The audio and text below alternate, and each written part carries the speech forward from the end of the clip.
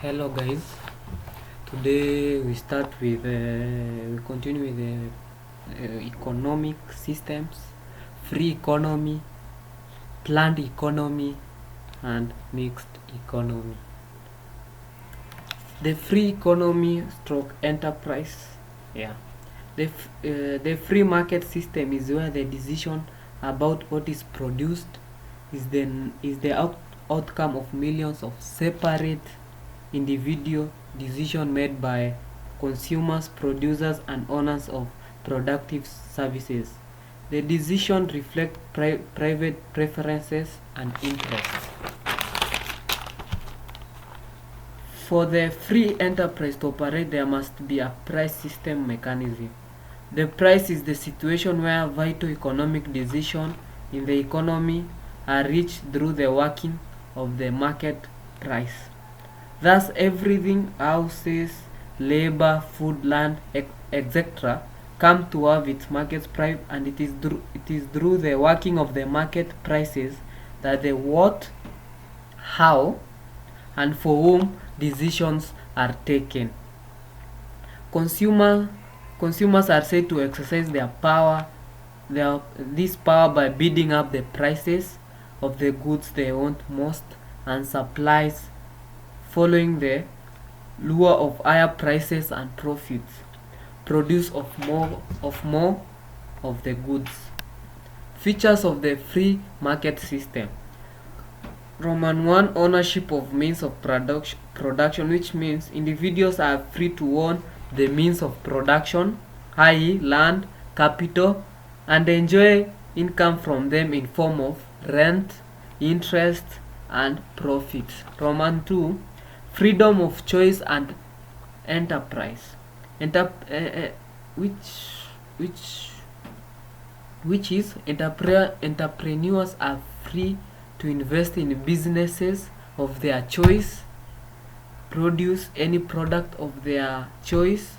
Workers are free to sell their labor in occupations and industries of their choice. Consumers are free to consume product of their choice. Roman 3, self-interest as the dominating motive.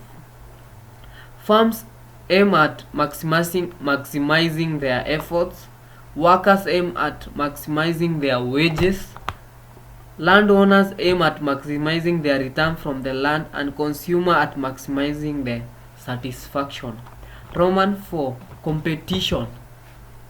Economic rivalry or competition envisages a situation where in the market for each commodity there are a large number of buyers and sellers.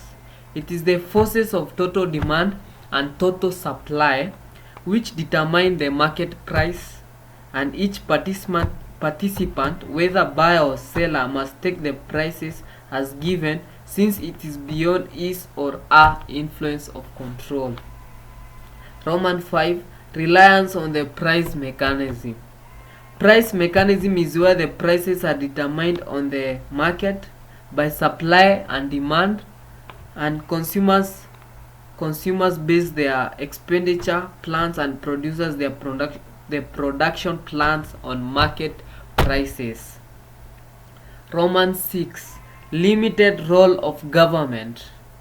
In these systems, apart from playing its traditional role of providing defense, police service and such infrastructural facilities as roads for public transport, the government plays a limited role in directly economic profit-making activities. Resource allocation in a free enterprise. What things to be produced will be determined by the shillings vote of consumers. The how question is answered because one producer has to compete with others in the market. If that producer cannot produce as cheaply as possible, then customers will be lost to competitors. Price are the signals for the appropriate technology. The for whom question is answered by the fact that anyone who has money and is willing to spend can receive the goods produced. Advantages of a free market system: there is incentive, there is choice, and there is competition. Disadvantages of a free economy: an equal distribution of wealth, whereby we have people who are so rich and they are so few, and there is a large number of people who are poor and there are so many. Public goods, e.g. defense and education. Externalities: there is a lot of pollution because of industries all around us. Hardship: wasted or reduced competition. That is capitalism at its best. B. Planned economies is a system where all major economic decisions are made by a government, ministry, or planning organization. Here, all questions about the allocation of resources are determined by the government. Features: the command economies relies exclusively on the state. The government will decide what is made, how it is made, how much is made, and how distribution will take place. The resources, factors of production on behalf of the producers and consumers. Price levels are not determined by the forces of supply and demand, but are fixed by the government. Although division of labor and specialization are found, the planned economies tend to be more self-sufficient and tend to take part in less international trade than market economies. Advantages: use of resources, so resources are used effectively. Large scale production, they produce in large scale. Public services, basic services are adequately allocated and funded. They are less dramatic different in wealth and economic distribution than in market economy.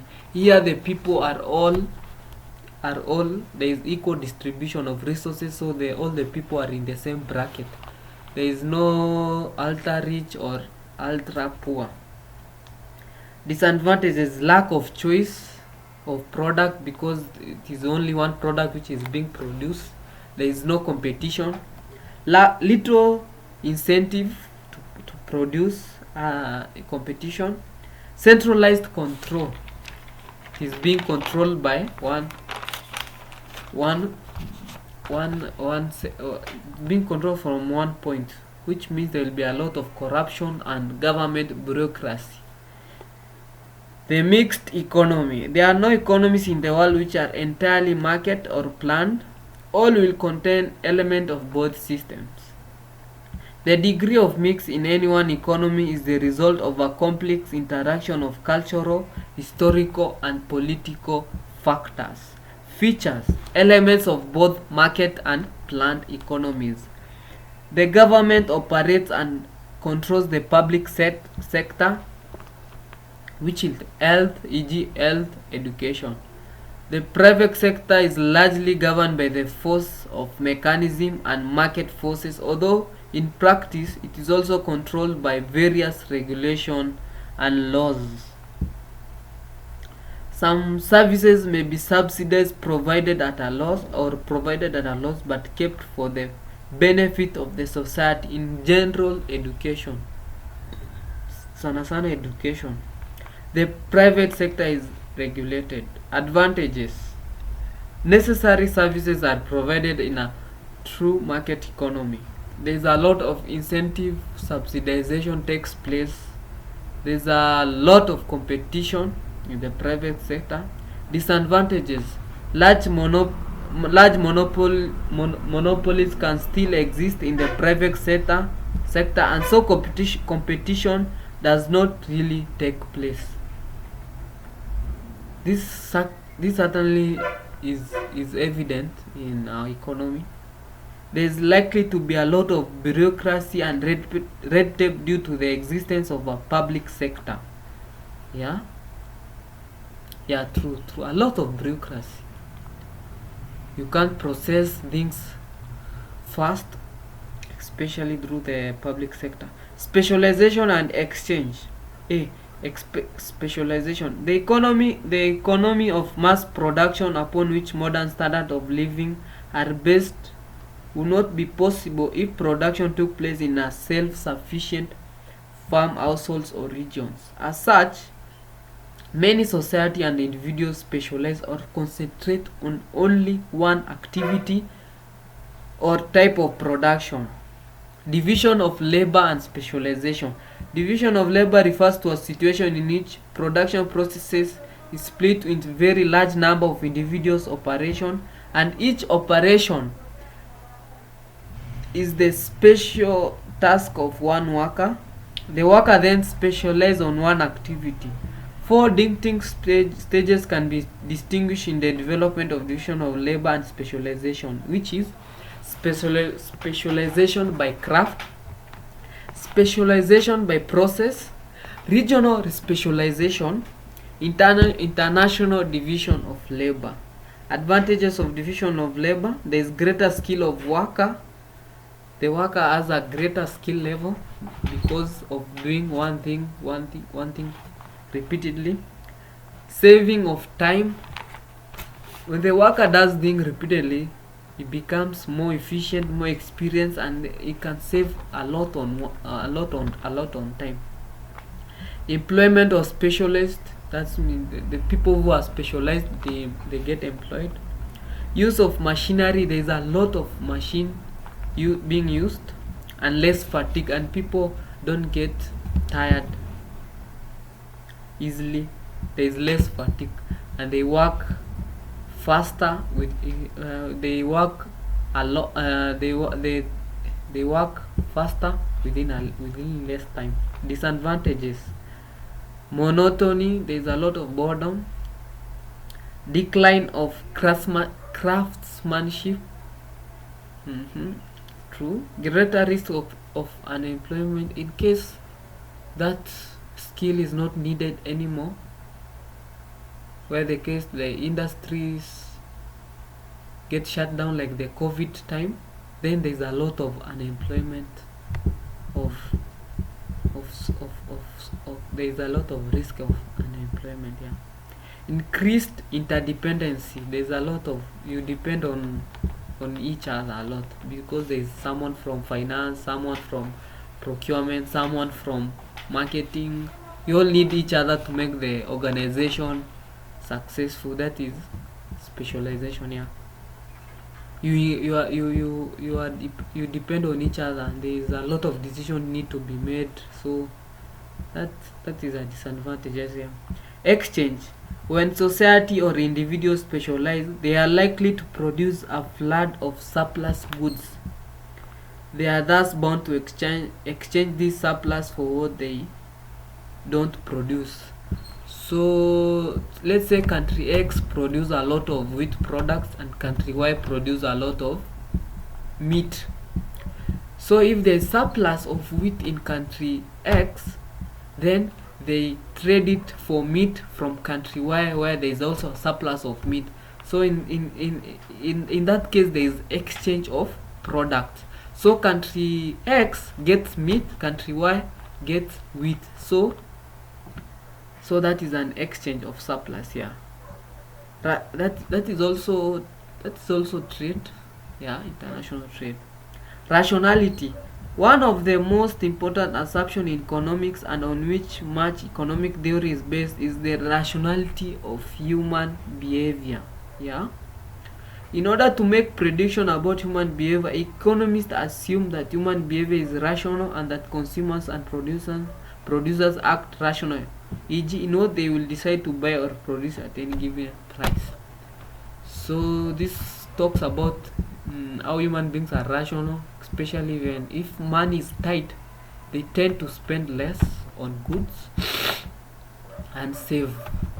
If the money is not tight, they tend to spend more.